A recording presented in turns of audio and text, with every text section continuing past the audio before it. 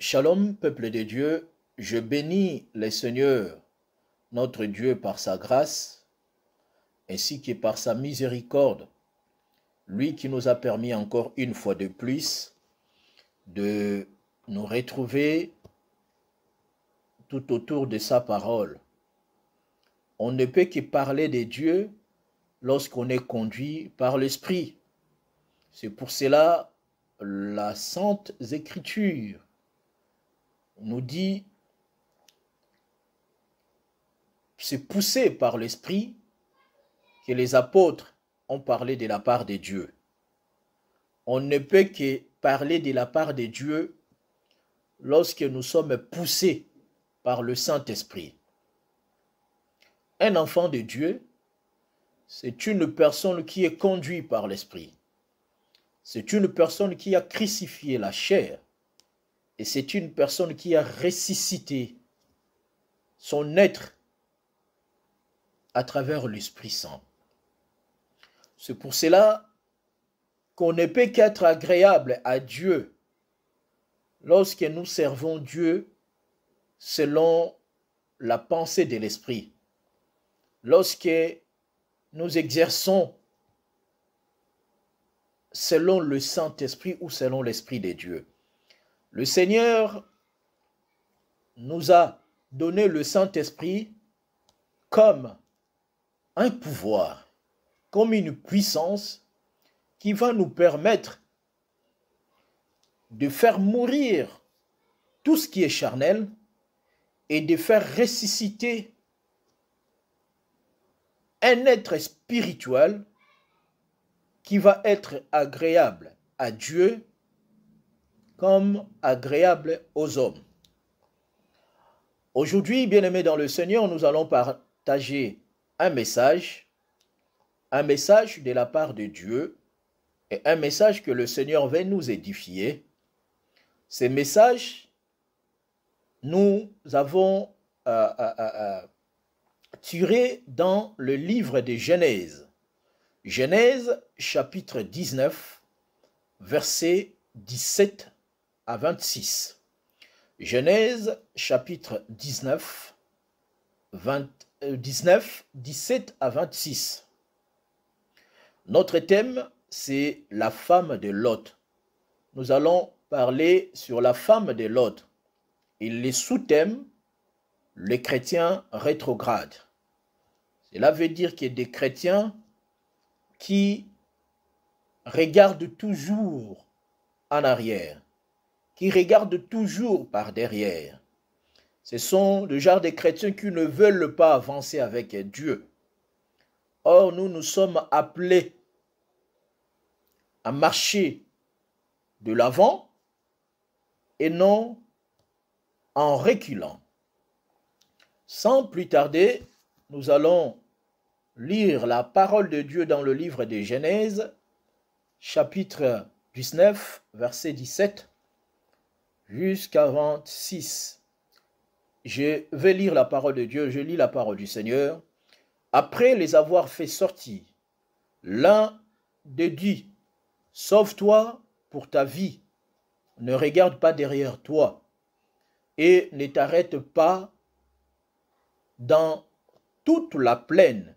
Sauve-toi vers la montagne, de peur que tu ne périsses. » Lot leur dit, « Oh non, Seigneur, voici, j'ai trouvé grâce à tes yeux, et tu as montré de la grandeur de ta miséricorde à mon égard. À me conserva la vie, mais je n'ai pu me sauver à la montagne avant que le désastre m'atteigne et je périrai. Voici cette ville assez proche pour que je m'y réfugie, et elle est petite. Oh, que je puisse m'y sauver. N'est-elle pas petite? Et que mon âme vive. Et il dit, voici, je t'accorde encore cette grâce, et je ne te détruirai pas je ne détruirai pas la ville dont tu me parles. Hâte-toi de te réfugier, car je ne puis rien faire jusqu'à ce que tu sois arrivé. C'est pour cela que l'on a donné à cette ville le nom de Tsoar. Le soleil s'est levé sur la terre lorsque Lot entra dans Tsoar. Alors l'Éternel fit pleuvoir du ciel sur Sodome et sur Gomorrhe du soufre et du feu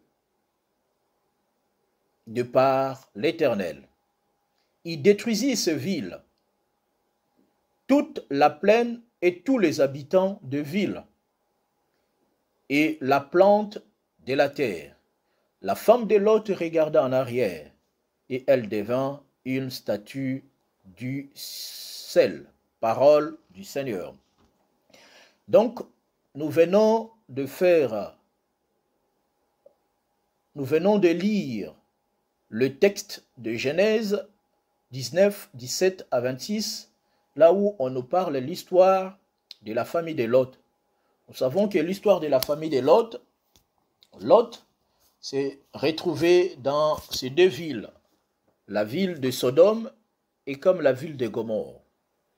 Et que dans ces deux villes, le péché est accru. Les gens ne craignaient plus Dieu. Les gens sont devenus cruels devant Dieu. Le Seigneur a pris une décision de détruire ces deux villes, d'exterminer les habitants dans ces deux villes. Mais il y avait une famille dont le père Abraham a intercédé à leur faveur. C'était la famille de son neveu Lot. Lot avait une femme et des filles.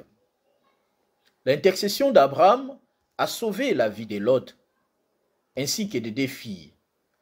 C'est par là que je vais encore dire, nous devons aussi avoir l'attitude de notre bien-aimé Abraham, de ne pas abandonner à intercéder pour les autres, à implorer la grâce de Dieu pour les autres, parce que d'autres personnes ont besoin de nos prières et d'autres personnes ont besoin que nous puissions adresser des supplications à notre Dieu pour que leur vie trouve une solution. Après avoir intercédé Abraham, après avoir demandé la faveur de Dieu, le Seigneur a accordé à Abraham une grâce et que cette grâce qui a permis à son neveu d'être sauvé. Et notre texte nous parle beaucoup plus de la femme de Lot.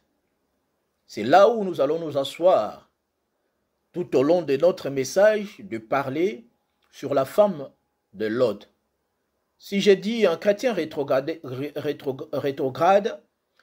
c'est l'image de personnes qui ne veulent pas vivre le présent ou ne veulent pas avancer vers le futur, mais qui se contentent toujours de vivre ce qui est passé, ce qui est en arrière. C'est pour cela que je dirais ceci. La vie chrétienne est une marche vers l'éternité. C'est un symbole de marcher en avant, ou marche en avant. Tandis que la vie mondaine est une marche vers la perdition, comme un symbole marche en arrière. Notre Dieu est devant, le diable est derrière. Le choix que nous avons fait avec le Seigneur, c'est d'y aller de l'avant, continuer à avancer, de ne point s'arrêter.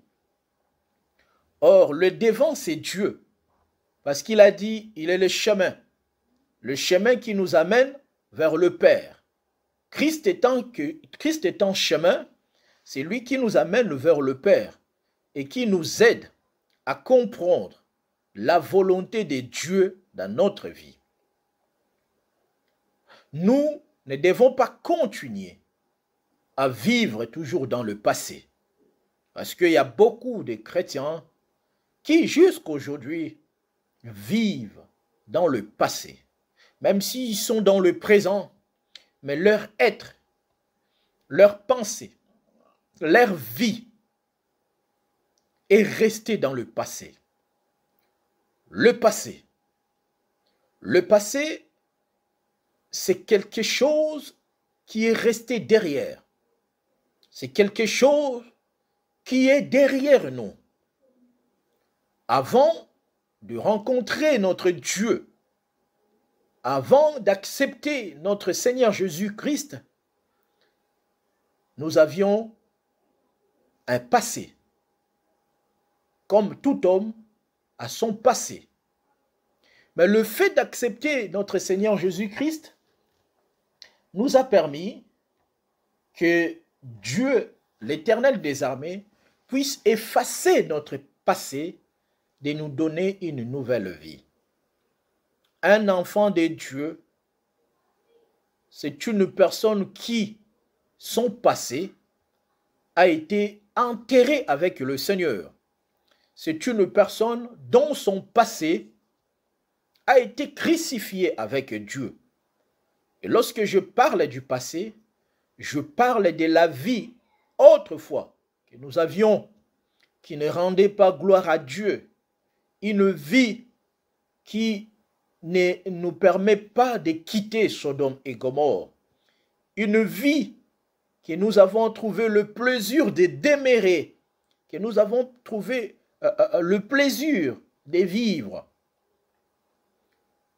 Un jour, Dieu est apparu à travers son évangile, comme les anges de Dieu sont apparus dans la vie de Lot pour leur faire sortir. L'évangile de Dieu aujourd'hui nous est annoncé pour nous faire sortir de notre passé. Car le passé, c'est l'ancienne vie. Le passé, c'est la vie sans Christ. Le passé, c'est la vie que nous avons préférée autrefois avoir. Mais la grâce soit rendue à Dieu qui a fait de sorte que notre passé puisse être enterré. Mais j'aimerais nous dire ceci.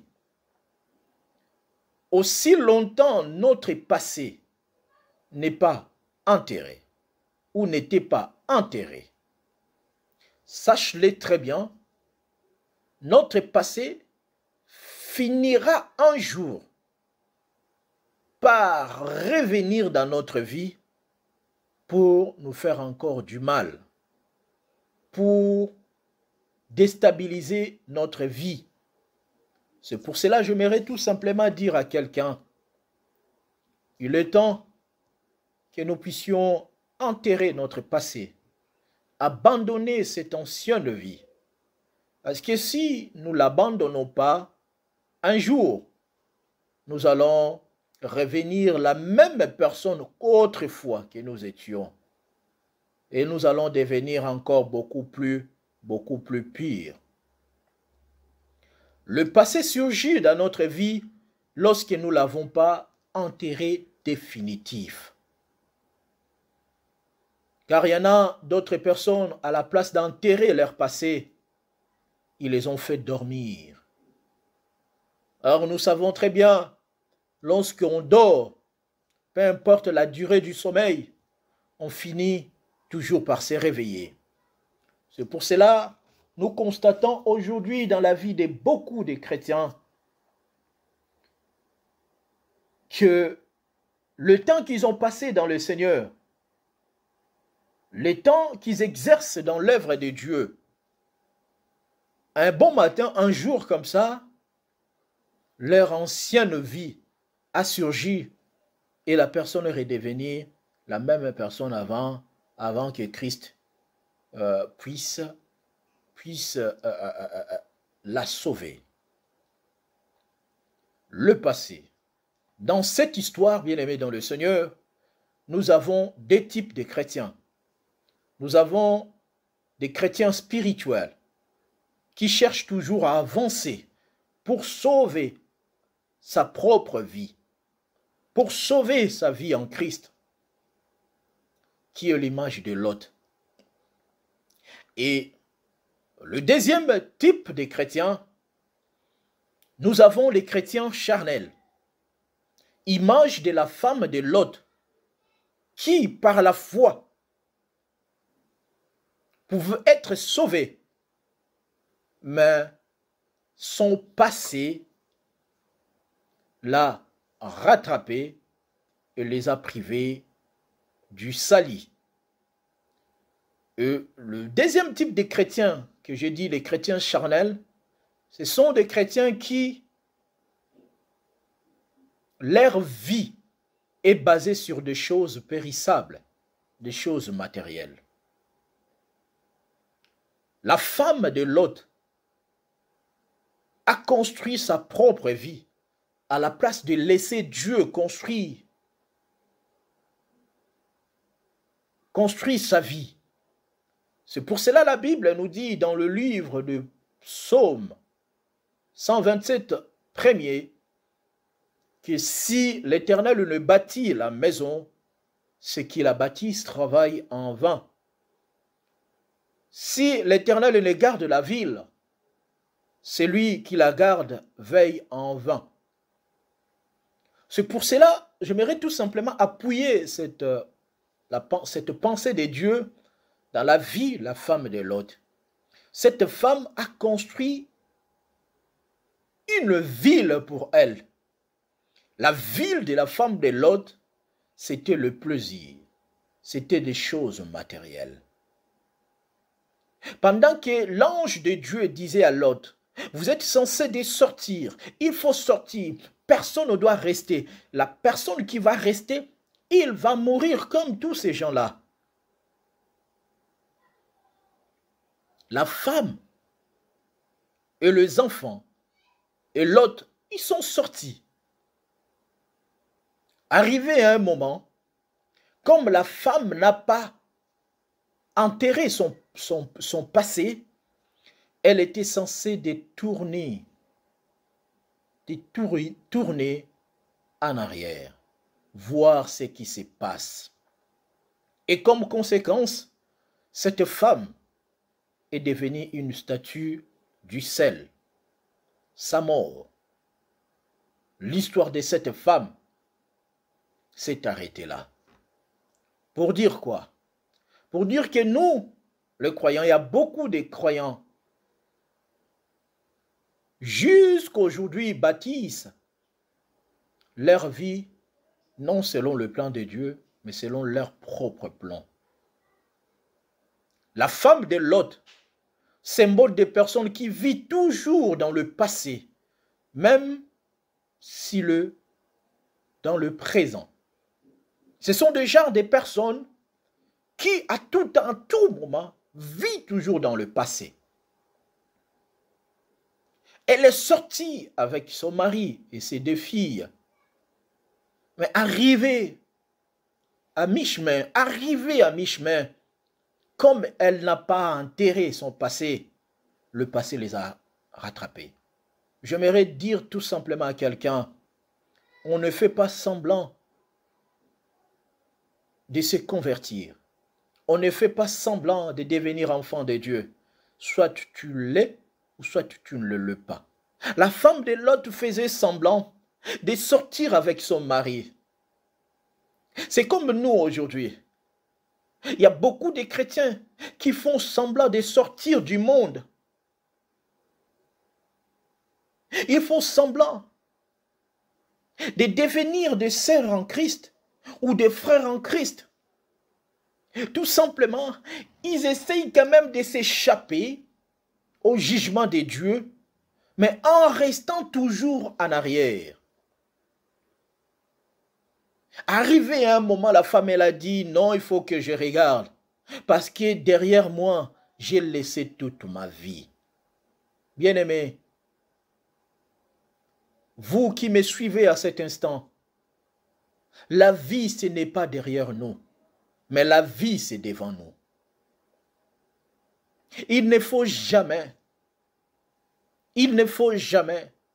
rester toujours derrière, se contenter toujours du derrière. Parce que derrière nous, il y a des choses parfois qui nous blessent ou qui nous a blessés. Il y a des choses qui nous a fait beaucoup du mal. Mais le Seigneur ne veut pas que nous puissions rester toujours dans le passé. Mais Dieu veut que nous puissions avancer. Il veut que nous puissions progresser avec lui. Parce que le seul moyen d'atteindre nos objectifs, c'est de continuer à marcher. C'est de continuer à avancer. L'histoire de la femme de Lot. Et dans cette histoire, nous avons 3 consignes que Dieu a données à Lot ainsi que sa famille. Que parfois nous oublions, parfois nous aussi nous désobéissons aux consignes de Dieu. Les 3 consignes que Dieu a données à Lot, c'est dans le livre toujours de Genèse chapitre 17, Genèse 19, 17, pardon. Il a dit à Lot, ne regarde pas par derrière toi. Ne t'arrête pas dans toute la plaine. Sauve-toi vers la montagne de peur que tu ne périsses. Ces 3 consignes qui vont nous permettre à développer la pensée de Dieu, à comprendre pourquoi la femme de Lot a regardé derrière. Nous prenons le premier consigne que Dieu, à travers son ange, a dit à Lot et sa famille, c'est ne regarde pas derrière toi. Qu'est-ce qui est derrière nous? Qu'est-ce qui est derrière nous si ce n'est que des souvenirs? Si ce n'est que des souvenirs, parfois de mauvais souvenirs. Qu'est-ce qui est derrière nous? Si ce n'est que là où nous avons échoué. Parce que le diable est tellement, il est représenté comme derrière. Il ne nous fait jamais voir là où nous avons réussi. Il nous fait toujours voir là où nous avons échoué. Derrière nous.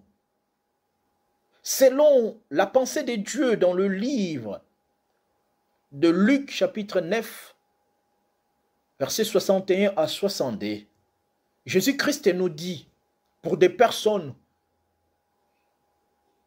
qui est censé de suivre Dieu, un autre dit, je te suivrai. Il a accepté de suivre Jésus. Mais permets-moi d'aller d'abord prendre congé de ceux de ma maison. Jésus lui répondit, quiconque met la main à la charrue et regarde en arrière n'est pas propre au royaume des cieux. Christ essaye de dire que celui qui veut avancer avec Dieu ne peut pas retourner en arrière, ne peut pas reculer, ne peut pas rétrograder. Comme il y a beaucoup de chrétiens aujourd'hui qui sont devenus des chrétiens rétrogrades. Ils avaient bien commencé. Ils avaient du zèle, ils avaient de la volonté. Un événement qui s'est déroulé dans sa vie, la personne a perdu tout ce repère. Elle ne prie plus comme auparavant. Elle ne sert plus Dieu comme auparavant. Il s'est entré dans des distractions. Première consigne que Dieu a dit, n'est pas regardé par derrière. Une de personnes qui voulait suivre Jésus, il a dit, oui, je te suivrai Seigneur, mais permets-moi de prendre congé. Oh bien-aimé dans le Seigneur, il y a combien de chrétiens aujourd'hui, ils ont pris congé. Prendre congé, cela veut dire reculer. Cela veut dire s'arrêter quelque part, de ne plus avancer.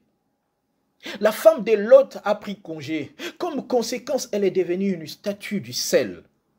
Il y a beaucoup de chrétiens aujourd'hui, bien-aimés dans le Seigneur. Ils ont pris congé, ils ne plient plus. Ils ont dit, moi j'ai beaucoup prié. Là pour l'instant, je n'ai pas envie de prier. Vous avez pris congé.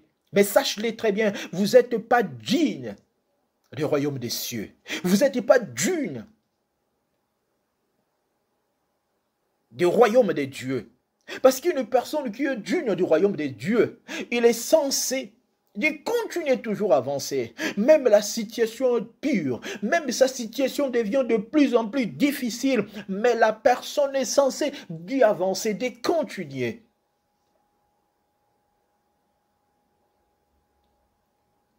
Le concile, le premier concile que Dieu, Christ a dit de ne pas regarder derrière. Combien de chrétiens aujourd'hui, ils le prient, ils avancent un tout petit peu, ils ont pris congé. Même aujourd'hui, on voit d'autres personnes, quand tu l'appelles, ah non, ces derniers temps, vraiment, j'ai trop de choses à faire, je prierai qu'après avoir fini tout le problème que j'ai. Il y a beaucoup de chrétiens qui ont pris congé spirituel. Vous le voyez là, mais spirituellement, ils ont déjà pris congé. Notre Dieu ne prend pas de congé. Les diables aussi ne prennent pas de congé. Ils travaillent tous les jours. Ils continuent à travailler. Pendant que toi, tu prends congé, les diables travaillent. Pendant que nous dormons, les diables continuent toujours à fonctionner. Bien-aimés dans le Seigneur, j'aimerais tout simplement dire à quelqu'un, vous qui a eu l'opportunité de suivre cette prédication, vous, par laquelle Dieu me parle, me dit que vous avez pris congé aux choses de Dieu. Ça fait longtemps. Vous avez abandonné de servir Dieu. Ça fait longtemps, vous êtes plus motivé. Ça fait longtemps, vous vous êtes arrêté à servir Dieu. Sache-le très bien. Lorsqu'on s'arrête, Pharaon nous poursuit. C'est pour cela que les enfants d'Israël, arrivés à un moment où, face aux obstacles, ils ont prié à Dieu afin que le Seigneur ouvre un nouveau chemin pour leur faciliter la tâche de passer. Pendant que vous prenez congé, les diables continuent à travailler. Travailler pour détruire nos vies. Travailler pour détruire vos vies. Travailler pour déstabiliser notre présent. C'est pour cela que nous remarquerons ceci. La plupart des personnes qui ont pris congé spirituel dans les choses de Dieu, ce sont des personnes dont leur présent est beaucoup tourmenté et combattu. Parce que c'est le diable qui combat, c'est le diable qui tourmente et c'est le diable qui essaye de tout détruire dans leur vie. J'aimerais tout simplement dire à quelqu'un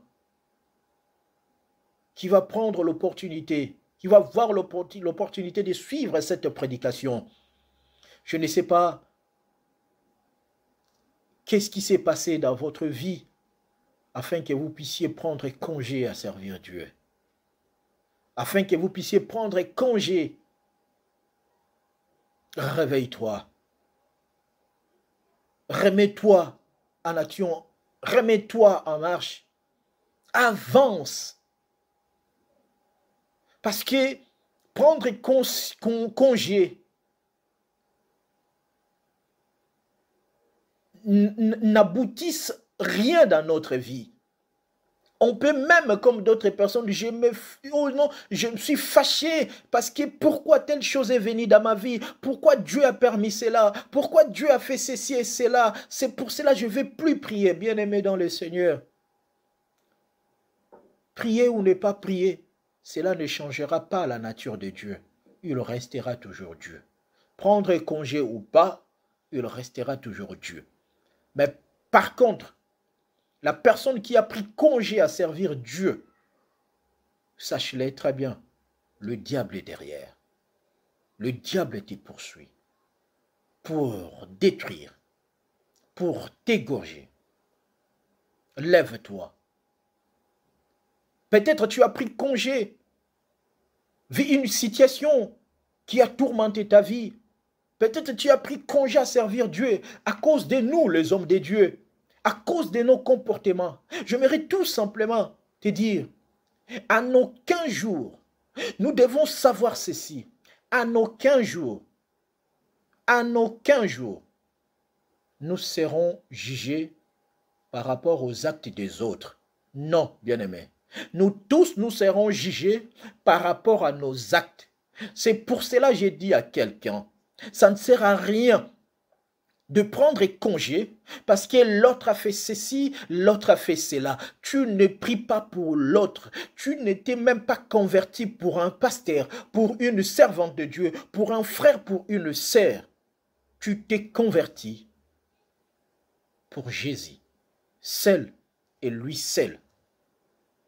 Ça me fait de la peine de voir deux personnes prendre congé à servir Dieu en disant que non, Seigneur, ce dernier temps, je prie congé, je reviendrai plus tard. Bien-aimés, lorsque vous allez revenir, ça va être trop tard. C'est dommage pour les chrétiens aujourd'hui qui prennent des congés. J'ai trop prié. Ces derniers temps, j'ai besoin du repos. Même il y a tant d'autres serviteurs de Dieu, servantes de Dieu, qui demandent encore du repos jusqu'à aujourd'hui. Oh, j'ai trop fait, il faut que j'ai besoin du repos. Demande aussi à Dieu, oh Seigneur, j'ai trop respiré, j'ai besoin du repos de mon souffle. Prends mon souffle, ça serait beaucoup mieux, bien-aimé. Lui qui nous donne son souffle de vie, tous les jours. Lui qui nous protège tous les jours. Dieu qui ne prend pas repos pour nous. Mais nous, aujourd'hui, nous prenons repos pour Dieu. Je ne vais pas servir Dieu pendant 2 ou 3 mois, 4 mois, parce que je suis fatigué, j'ai besoin du repos. Vous pensez que le fait de prendre du repos, le diable aussi prend le repos? Et quand on prend du repos, on perd beaucoup de choses. On perd beaucoup de choses. Bien-aimé dans le Seigneur, ne regarde pas ce qui est derrière. Il y a des soucis, il y a des blessures, il y a des déceptions qui font de sorte que beaucoup de chrétiens, ils ont pris du repos à cause de la déception, à cause de blessures, à cause de la trahison. Bien-aimé, il n'y a rien qui peut nous influencer. Il n'y a rien qui peut affecter notre engagement avec Dieu. Qu'il pleuve, qu'il neige, nous sommes là et nous serons là à lui servir jusqu'à ma mort ou jusqu'à notre mort.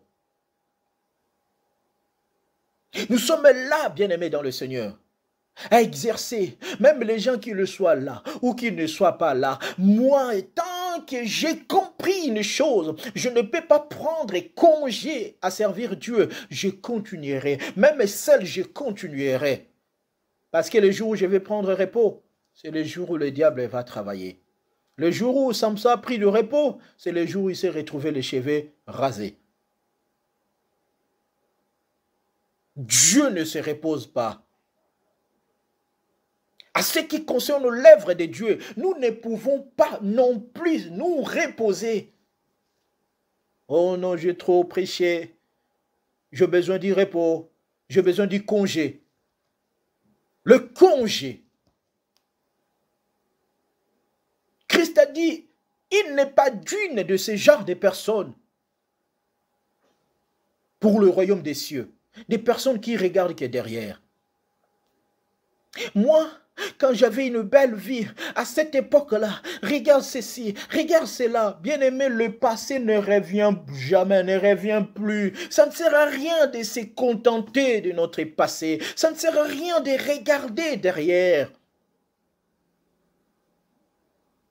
Vous n'avez jamais constaté, à chaque fois que vous regardez derrière, il y a des fois, le diable essaie de susciter en rancœur. Regarde-t-elle. Regarde-t-elle, regarde ce qu'il m'a fait, regarde ce qu'il m'a fait. Si je suis aujourd'hui tel que je suis, parce que, oh bien-aimé, c'est le passé qui nous torture, car le passé torture la vie de beaucoup d'enfants de Dieu. Le deuxième consigne. Le deuxième, il a dit, ne t'arrête pas dans la plaine. Ne t'arrête pas dans la plaine. La femme de Lot, lorsqu'ils sont sortis, elle s'est arrêtée. Pourquoi elle s'est arrêtée? Parce qu'elle avait besoin de sa vie, son ancienne vie.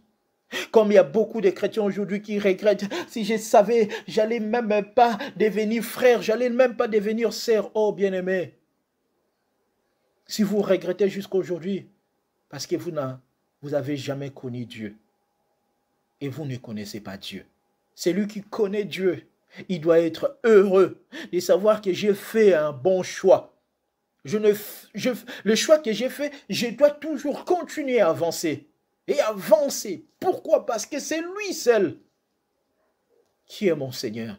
Et c'est lui seul qui est ma force. Bien-aimé dans le Seigneur. Deuxième consigne, de ne pas s'arrêter sur la plaine. Nous allons prendre le livre des Galates. Galates, chapitre 5, versets 7 à 8. Galates 5, 7 à 8.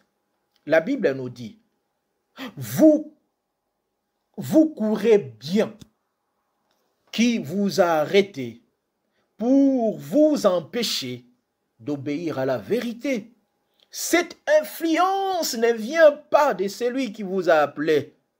Cette influence ne vient pas de celui qui nous a appelés. Bien-aimés, beaucoup de personnes sont arrêtées, comme la femme de Lot. Spirituellement parlant, elles n'avancent plus. Elles ne grandissent plus. Pourquoi? Parce qu'à chaque fois de regarder derrière, ça les empêche de progresser, ça les empêche d'avancer. Il y en a beaucoup qui se sont arrêtés. L'ange de l'Éternel a dit à Lot, malgré tout, je te sauve. Première condition que je t'ai donnée, la première condition que je t'ai donnée, tu vas faire quoi? Tu ne vas pas regarder derrière. La deuxième, de ne point s'arrêter.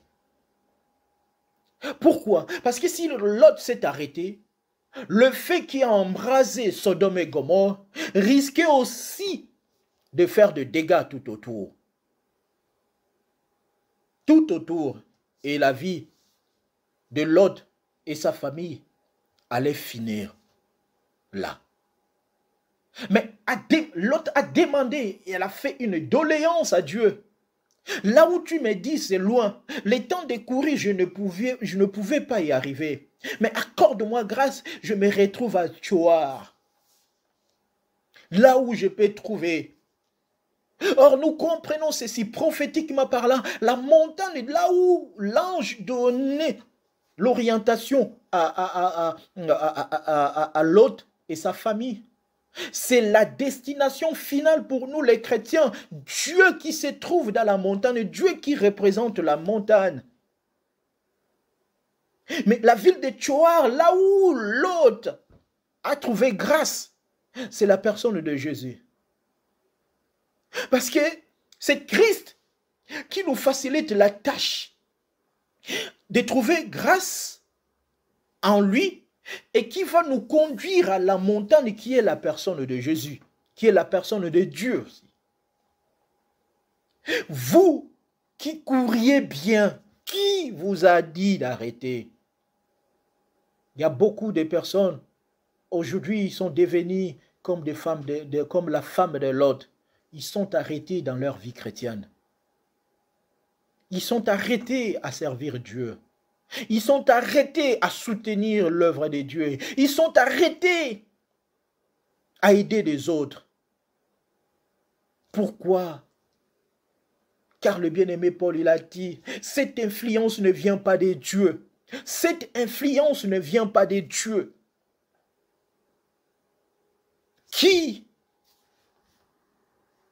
nous a dit de nous arrêter? Quelle influence qui nous empêche d'avancer? Quelle influence qui veut que toujours nous puissions regarder derrière? Les amis, les conseils des amis, ton mari, ta femme,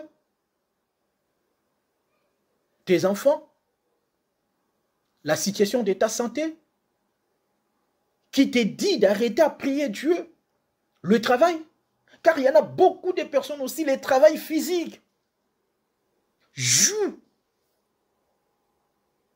une influence dans leur vie et les a empêchés, et les a influencés de s'arrêter dans les choses de Dieu. Vous remarquerez, je ne suis pas contre le travail. Travailler, c'est une bénédiction de la part de Dieu pour nous permettre à nourrir la famille. Mais nous allons nous rendre compte qu'il y a d'autres personnes.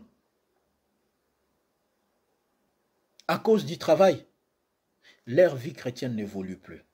À cause du travail, ils n'arrivent plus à lire la Bible. À cause du travail, ils n'ont même pas le temps de prier. Ils sont arrêtés là. Seulement avec l'étiquette de non, moi je suis le frère en crise. Pas en Christ. Moi je suis la sœur en crise et non en Christ. Seulement l'étiquette. Parce qu'on s'est arrêté là. Quelle influence! Quelle influence qui a pris le pouvoir sur nous? Il y en a d'autres qui sont arrêtés de servir Dieu.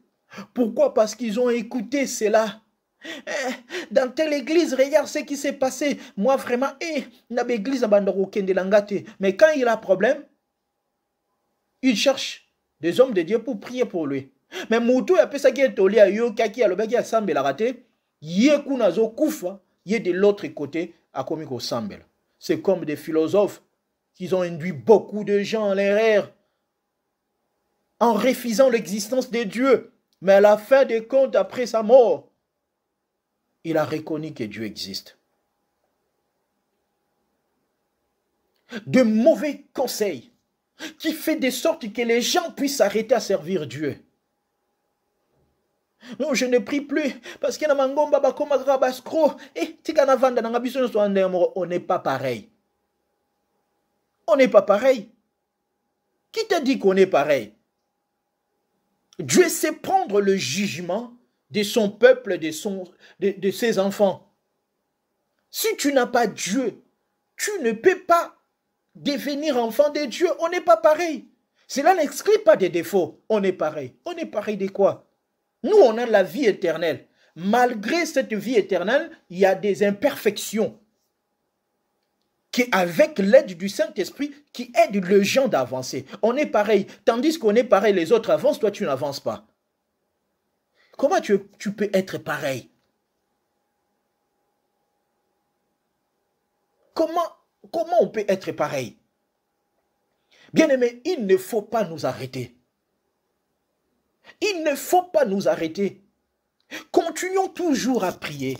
Même si les choses ne marchent pas bien, même s'il n'y a pas de résultat, il ne faut pas s'arrêter. S'arrêter signifie baisser les bras. Bien-aimés, nous ne pouvons pas baisser les bras. C'était dur pour Lot de faire ses trajets, mais on lui a dit de ne pas s'arrêter. Bien-aimés, le parcours de la vie chrétienne, c'est difficile, c'est dur. Il y a des combats, il y a des circonstances, il y a des coups. Mais je conseille quelqu'un qui va suivre cette vidéo de ne point s'arrêter jusqu'à ce que tu vas atteindre l'objectif. Nous ne sommes pas de ceux qui reculent pour perdre, mais nous sommes de ceux qui avancent. Celui qui recule, c'est un perdant. Celui qui s'arrête, c'est aussi perdant.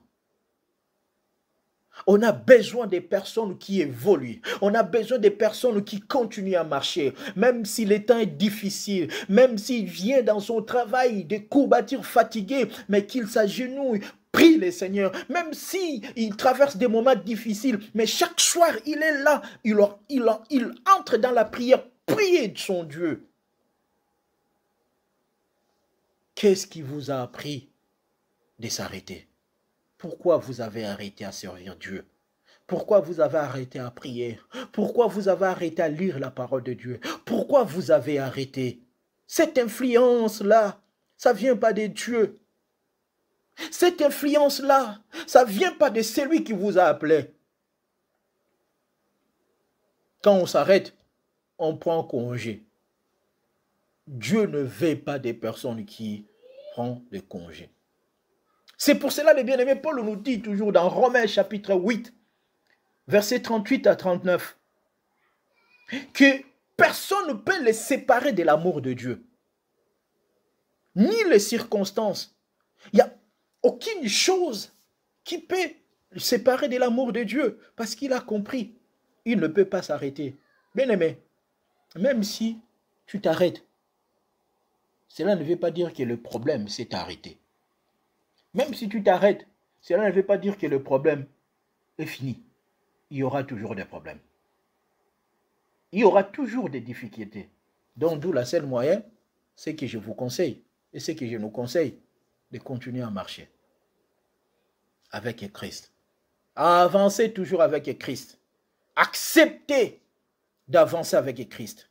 Et troisième consigne, que l'ange lui a dit, sauve-toi vers la montagne de peur que tu ne périsses. Il a dit à Lot de se sauver vers la montagne. Pourquoi vers la montagne? Pourquoi vers la montagne? Bien-aimé dans le Seigneur, la montagne dans la Bible a une signification prophétique. Et la montagne dans la Bible, c'est un symbole de Dieu. C'est un symbole de Dieu. Car nos ancêtres avaient l'habitude d'aller adorer Dieu dans la montagne.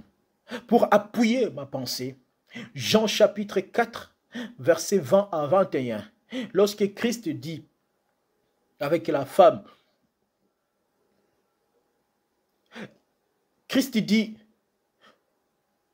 à la femme, et la femme dit pardon à notre Seigneur, nos pères ont adoré Dieu sur cette montagne. Quelle était cette montagne? Et vous dites, vous, que le lieu qu'il faut adorer est à Jérusalem.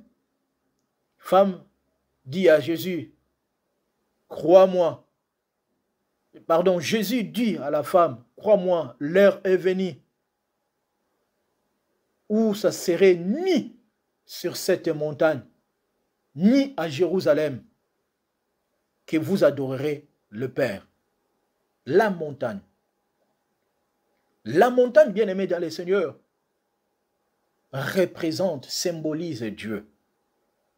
Le pied de la montagne représente les enseignements. Or, pour atteindre le sommet de la montagne, il nous faut la révélation de la parole de Dieu. Une personne qui a la révélation de la parole de Dieu, c'est une personne qui a tendance à atteindre la montagne. C'est pour cela que nos ancêtres priaient à la montagne. Pourquoi? Parce que tellement la montagne est longue et que le sommet de la montagne est élevé, c'est de la même manière, il comparait aussi l'élévation de notre Dieu. Ils avaient l'habitude d'adorer dans la montagne. Et que l'ange de l'Éternel lui a dit, sauve-toi vers la montagne. J'aimerais tout simplement dire à quelqu'un, sauve-toi vers la montagne. Et que cette montagne, c'est la personne de Jésus. Va, cours vers Seigneur Jésus-Christ. Parce que Christ est notre salut. Et que Christ va nous épargner contre le jugement de Dieu sur Sodome et Gomorrhe, le monde que nous sommes. Sauve-toi vers la montagne. Sauvez-nous vers Jésus, vers Dieu. Demeurons sous la montagne, symbole des enseignements. C'est pour cela, chaque fois que Dieu disait à Moïse, je vais parler à ce peuple, le peuple restait sous la montagne et Moïse montait au sommet de la montagne pour écouter, pour prendre les instructions de Dieu. Lorsqu'il descendait, c'est pour donner les enseignements au peuple. Bien-aimés, allons-nous. Nous allons vers la montagne pour être sauvés. Parce que pour Lot, la montagne était un lieu de refuge. Un lieu où le Seigneur a épargné sa vie au détriment des autres. Oh, nous comprenons ceci. Christ étant notre montagne, c'est là où nous avons pris refuge contre le jugement des dieux sur le monde. Contre le jugement des dieux sur le monde. Bien-aimés dans le Seigneur, Lot et sa femme n'avaient pas la même vision. J'aimerais tout simplement dire, la femme de Lot avait une autre vision que son mari. Et ce qui détruisent beaucoup de foyers, et ce qui détruisent beaucoup de couples, et ce qui détruisent beaucoup de vies aujourd'hui, c'est parce que nous n'avons pas la même vision. La vision de Lot, c'était de se projeter vers l'avenir, de se sauver. Mais par contre, la vision de sa femme, c'était tout ce qui est bien matériel. Le bien matériel qui détruisent beaucoup de choses. Bien-aimés dans le Seigneur, lorsque dans un couple, l'homme et la femme, ils n'ont pas la même vision, sache-le très bien, le couple ne va pas rester longtemps. Lorsqu'on n'a pas une même vision, il y aura la trahison. Lorsqu'on n'a pas la même vision, il y aura la déception. Lorsqu'on n'aura pas la même vision, il y aura toujours des rétrogrades dans nos vies. Pendant que l'autre veut faire avancer les choses, une autre personne fait reculer les choses. Pourquoi? Parce qu'il n'y a pas la même vision. J'aimerais tout simplement, bien aimé dans le Seigneur, de nous exhorter à comprendre ceci. Si nous n'avons pas la même vision avec Christ, nous ne pouvons jamais être sauvés. Nous serons sauvés lorsque nous avons la même vision avec Dieu. Comme Lot avait la même vision avec les anges. C'est pour cela qu'il a tout quitté pour sauver son âme, pour sauver sa vie.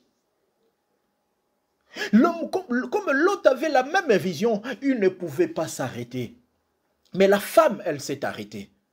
La femme, elle a regardé derrière. Bien-aimés dans le Seigneur, j'aimerais tout simplement nous dire, lorsque nous n'avons pas la même vision, c'est la divergence. Lorsqu'on n'a pas la même vision, il n'y a que des disputes, il n'y a que des désordres et il n'y a que des problèmes.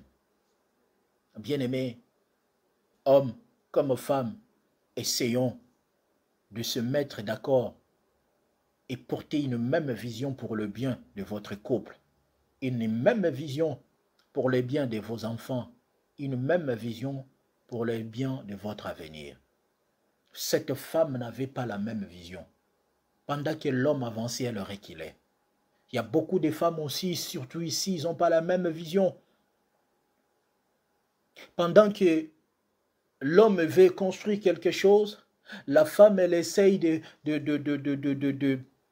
d'en faire aussi d'autres, de faire gaspiller encore d'autres. Pendant que la femme essaye de construire quelque chose, l'homme est en train de gaspiller tous ses efforts de la femme, parce qu'on n'a pas la même vision. Lorsqu'on n'a pas la même vision, on aura des difficultés dans la compatibilité. La même vision, c'est ce qui nous donne la compatibilité d'avancer dans l'avenir, d'avancer. C'est pour cela que l'Église est censée d'avoir la même vision avec Dieu. Nous qui sommes l'Église, nous sommes censés d'avoir la même vision avec Dieu. Et cela nous permettra de marcher comme Dieu, de faire comme Dieu, d'agir comme Dieu, de répondre comme Dieu. Parce que Christ a dit, celui qui m'a vu a vu le Père. Tout ce que Christ disait, c'est ce que le Père disait. Parce qu'ils avaient la même vision. pour clôturer mon message, la Bible nous dit dans le livre d'Ésaïe, chapitre 43, verset 18, car la Bible nous dit, ne pensez plus aux événements passés, ne considère plus ce qui est ancien. Bien-aimés, le Seigneur veut tout simplement nous conseiller de ne plus penser aux événements passés. Je ne sais pas quel événement passé dans ta vie, mais la seule chose, je vais tout simplement nous conseiller d'avancer avec Dieu, de ne plus considérer ce qui s'est passé, de se contenter de notre présent, de voir notre présent, de regarder notre présent, de se projeter vers notre présent. C'est à ces moments-là que nous allons vivre le miracle de Dieu. C'est à ces moments-là, nous allons vivre la grandeur de Dieu. Ne pensez plus aux événements passés. Je vais dire ceci. Lorsque dans un couple, que ce soit l'homme ou la femme, à chaque dispute, elle a toujours tendance, ou il a toujours tendance à te rappeler des choses passées, c'est une personne dangereuse. Cela veut dire que la personne n'a pas encore digéré ce qui s'est passé. Un jour, il finira toujours par te faire payer. C'est trop dangereux. Ne pensez plus aux événements passés. Tout ce qui s'est passé, c'est un enseignement pour nous. Et c'est le passé nous permet d'améliorer notre présent afin que notre futur soit meilleur. Si nous n'avons pas saisi l'opportunité, si nous n'avons pas compris sur les événements passés, sache-le très bien, ça va se reproduire toujours dans le présent. Si notre passé n'est pas enterré, il y a une probabilité qu'il se reproduise dans nos vies. C'est pour cela que Dieu a dit de ne plus penser aux événements passés. Non seulement penser, mais aussi les considérer. Il y a beaucoup de chrétiens aujourd'hui qui considèrent ce qui s'est passé. Ce qui s'est passé, on ne peut plus la considérer. C'est le passé. Même si on les considère, ça va changer quoi? Ça va apporter quoi? Ça ne va rien changer dans nos vies.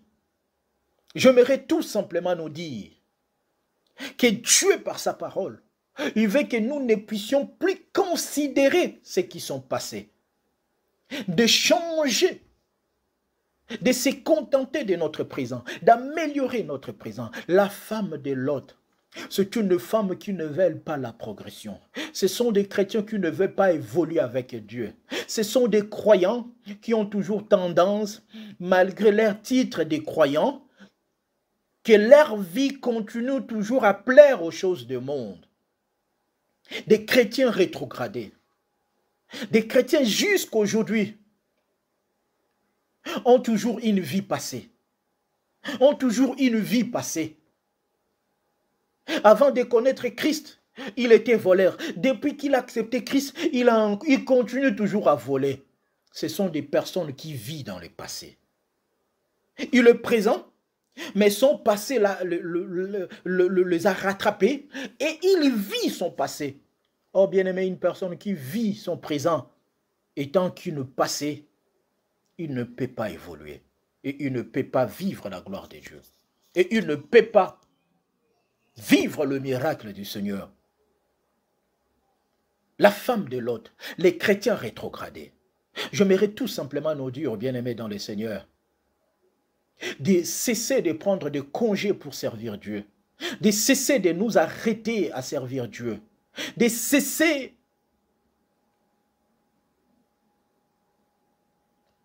de faire revivre notre passé. À chaque fois que nous sommes en train de faire revivre notre passé, il y a des douleurs, il y a des pleurs, il y a des souffrances. Le Seigneur a dit, ne pensez plus. Je vais dire à quelqu'un, N'y pensez plus.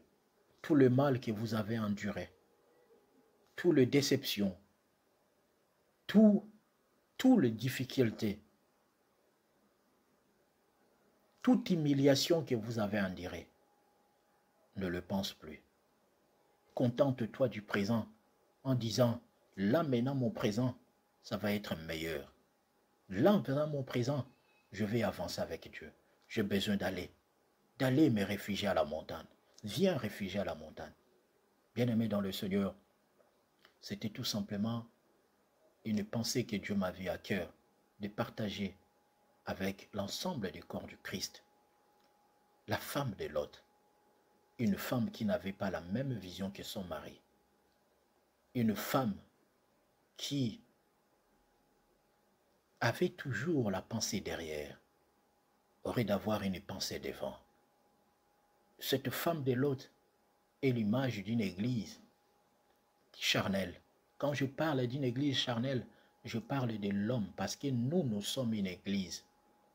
Lorsque nous nous contentons au plaisir à la place de l'esprit, nos vies ne vont pas avancer avec Dieu. Et nous allons toujours subir des malédictions de la part du Seigneur. Mais je ne veux pas, et Dieu aussi ne veut pas, que nous puissions rester statut, mais Dieu veut que nous puissions avancer. Imaginons depuis que vous avez pris congé, imaginons depuis que vous vous êtes arrêté. Qu'est-ce qui avance dans vos vies? Rien. Venons, continuons à courir. Vraiment, c'était votre humble serviteur, le pasteur Esaïe de l'église Les Bâtisseurs. Vraiment, que le Seigneur nous bénisse et que le Seigneur bénisse sa parole. Si Dieu nous fait grâce, nous allons nous retrouver à la prochaine. Que Dieu nous bénisse.